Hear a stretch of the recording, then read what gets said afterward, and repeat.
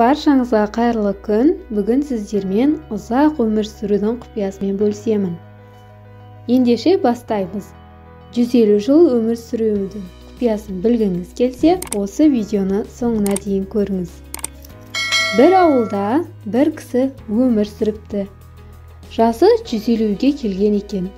Жер-жерден, ел-елден журналистер келіп құпиясын сұрапты. Сонда әлгі кісі халықтың тілеуінің арқасында өмір сүріп келе жатырмын деп жауап беріпті.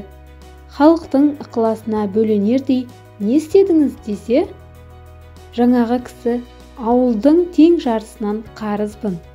Бүкіл ауыл болып мені өліп қалмаса екен деп күнде Құдайдан тілейді деген екен. Қарыздарыңыз болса уайымдамаңыздар. Пайдалы да тұстары бар екен. Әрине бұл әзіл, ойын күлкі витамин демекші, бір күліп алыңыздар. Ел болып бір-біріміздің амандығымызды тілейікші. Астына күшті әзілдеріңізді жаза кетіңіздер.